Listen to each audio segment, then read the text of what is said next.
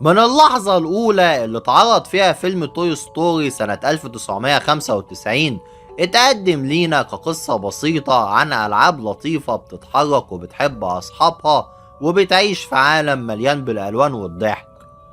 لكن مع إعادة المشاهد خصوصا واحنا كبار بنبدأ نحس إن كان في نوع من القلق الخفي المزروع جوه الفيلم ده، وده ممكن يكون نابع من فكرة إن الشخصيات دي عمرها أبدا ما كانت مطمئنة لمستقبلها زي البشر الحقيقيين بالظبط.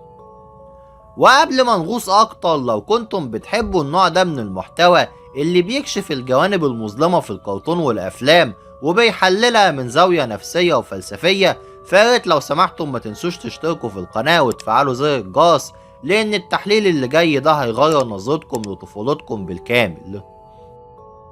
وفي البداية زي ما كلنا عارفين فالألعاب في الفيلم ده كانت واعية بالكامل، وده مش بس في كلامهم أو تعبيراتهم، لكن كمان في كل حركة صغيرة، طريقة المشي والتوتر اللي كان باين عليهم كل ما بيحصل موقف جديد. كل لعبة كانت عارفة إن أي خطأ ممكن يكشفها للبشر، وإن اللحظة اللي الطفل هنلاحظ فيها أي حركة غريبة ممكن تكون نهاية وجودها. وكمان الضغط النفسي ده موجود في كل المشاهد، لما الألعاب بتتجمع بسرعة ولما بتتحرك بصمت ولما بتتظاهر بالجمود، وكل ده نتيجة خوف مستمر من الانكشاف. وكل لحظة خوف بنشوف توترهم النفسي واضح جدا، كأنهم عايشين في عالم مليان بالقواعد الصارمة أو القوانين اللي مش مكتوبة. ووودي اللي دايما كان بيتقدم على إن هو قائد طيب أو صوت العقل، هو مش بس قائد، هو لعبة قديمة عايشة تحت ضغط نفسي متراكم من أول طفولته مع أندي، وده مخليه شايف نفسه إن هو محور العالم أو الأساس اللي من غيره كل شيء ممكن ينهار. لكن لما ظهر باز يطير، وودي مش بس غار منه، لكنه حس بالتهديد الوجودي والخوف من فقدان القيمة أو الخوف إن هو يبقى مش مهم أساسا. وحتى تصرفاته الأنانية في مواجهته بتوضح إحساسه بالذعر الداخلي. وكل المشاهد الصغيرة زي سقوط باز من الشباك أو الصراع على مقعد السيارة بتورينا توتر وودي النفسي بشكل دقيق جدا. وودي مش بس خايف على مركزه في حياة اندي، لكنه خايف على إحساسه بالتحكم والسيطرة، وده خلى كل رد فعل منه يكون مليان بالقلق والاحتساب لكل خطوة. أما بازاطير نفسه فهو بيمثل مرحلة مختلفة تماما من الرعب النفسي، لأنه في البداية ما كانش شايف نفسه لعبة أساسا، بل هو كان مقتنع تماما إن هو كائن حقيقي عنده مهمة واضحة وهدف محدد وعنده ثقة كاملة في هويته. والمشهد اللي بنشوف فيه باز وهو بيحاول يثبت نفسه للبشر وكل التفاصيل الدقيقة في حركاته وتعبير وشه بتوضح شعوره بالقوة والسيطرة، وده بيخلق توتر كبير بينه وما بين وودي وكل الألعاب التانية، لأن وودي بيشوف فيه منافس مش بس على حب الطفل لكن على قيمة وجوده كلها. والصدمة الحقيقية بتيجي لما الواقع بيفرض نفسه وبيشوف إعلان لعبته على التلفزيون وبيدرك إن هو مجرد منتج ممكن يتكرر بسهولة. واللحظة دي هي اللي دمرت تعريفه لنفسه بالكامل وحولته من بطل واثق للعبة ملهاش أي قيمة، وده بيخليه يدخل في حالة اكتئاب حاد وانسحاب من المجموعة وصمت طويل وفقدان أي دافع للحركة أو البطولة، وده تصوير دقيق جدا لانهيار هوية البشر الحقيقيين. وبعد كده نروح لشخصية سيد، واللي تصنف دايما كطفل عنيف ومزعج، والفيلم نفسه بيدينا إشارات أدق بكتير.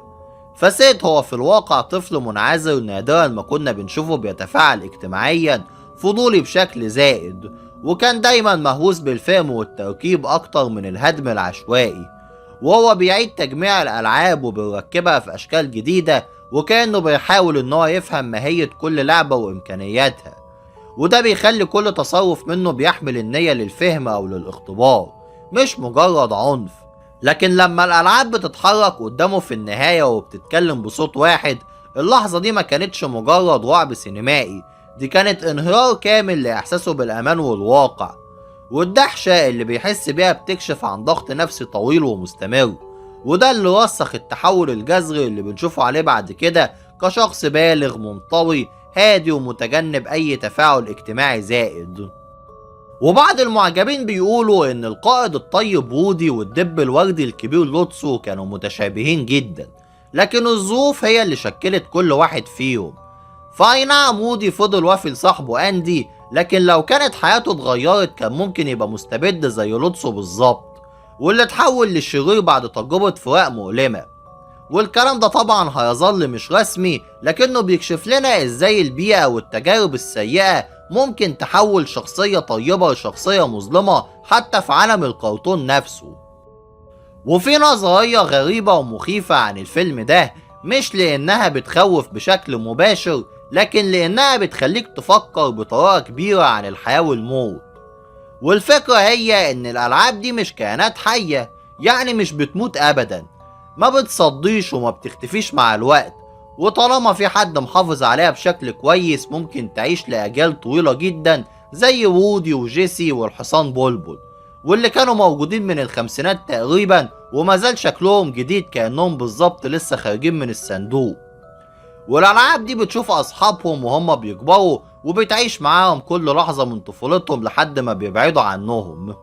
وهنا بقى بيجي دور فكرة فيلم الروبوت وول اي اللي تم اصداره سنة 2008 والديناصور ريكس. فالفيلم ده كان بيتكلم عن روبوت وظيفته الأساسية هي جمع القمامة على الأرض بعد ما البشر كانوا بيسيبوها بسبب التلوث، وبعد كده الأرض بقت مهجورة تقريبا وكل شيء اتحول لخراب، والروبوت ده عاش لوحده بين أكوام القمامة. وبعض الناس بيحبوا ان هم يربطوا ده بتوي ستوري، لان ريكس ممكن يكون كان واعي ان البشر اختفوا والعالم اتغير، وهو نفسه لاعب دور المراقب الصامت لكل اللي حصل زي وول اي بالظبط. يعني الالعاب اللي خلصت قصتها مع اصحابها لسه موجودين وبتشوف العالم وهو بيتغير حواليها، وده اللي بيدي احساس بالخلود والذكريات الطويلة للالعاب دي. وفي فيلم توي ستوري 3 تحديدا في بعض المتابعين اللي لاحظوا تشابهات رمزية صادمة مع أحداث الهولوكوست. أولها كان بيتمثل في احتجاز الألعاب دول كلهم جوه الساني سايد دير كير، وده المكان اللي ظهر في الأول كملاذ آمن، لكنه في الحقيقة كان سجن مغلق تم إجبارهم على البقاء فيه، وكان بيتم ممارسة القسوة فيه تحت سلطة القائد الغير مبالي أبدا واللي هو لوتسو طبعا. وده اللي كان أشبه بأنظمة الاعتقال اللي انتشرت خلال الحرب العالمية التانية، فالمحتجزين كانوا ممنوعين من المغادرة وكانوا بيخضعوا لسلطة قمعية كاملة. والتشابه التاني والأكثر إزعاجا هو مشهد الحريق نفسه. فالألعاب دي كلها واجهت مصير الموت أو الحرق في صورة بتذكرنا بشكل مباشر بمشاهد تاريخية معروفة زي أفران الحرق في معسكرات الاعتقال النازية اللي كانت تحت قيادة هتلر نفسه، أو صور الإبادة الجماعية المنظمة اللي حصلت في القرن العشرين واللي بقت رمز للفناء الكامل وفقدان الأمل. والنظرية بتكمل وبتقول إن الآليين اللي أنقذوا الألعاب ممكن يكونوا هم نفسهم رمز القوات الحلفاء اللي حررت معسكرات الاعتقال في نهاية الحرب، وإن عدم قدرة الألعاب على الرجوع لحياتهم القديمة بيعكس واقع كتير جدا من الناجين اللي اكتشفوا ان بيوتهم وعالمهم القديم ما بقاش موجود زي ما كان في الاول، واضطروا لبدء حياة جديدة بعد صدمة اجتماعية. وعلى الرغم طبعا من ان بيكسر ما اكدتش اي قصد بشكل مباشر، الا ان وضوح الرموز والتشابهات التاريخية بيخلي الربط ده صعب جدا ان اي حد يتجاهله، وبيضيف بعد مظلم وغير متوقع لفيلم كان في الاساس متوجه للاطفال. وبكده نكون وصلنا لنهاية الحلقة بتاعتنا النهاردة، واتمنى انها تكون عجبتكم، وياريت تكتبولي في الكومنتات عن الشخصيات او القصص الحقيقية اللي انتوا حابين ان انتوا تسمعوا عنها في الفيديوهات اللي بعد كده. واستنوني المرة الجاية في حلقة جديدة من قناة مهووس معلومات، واشوفكم على خير ان شاء الله.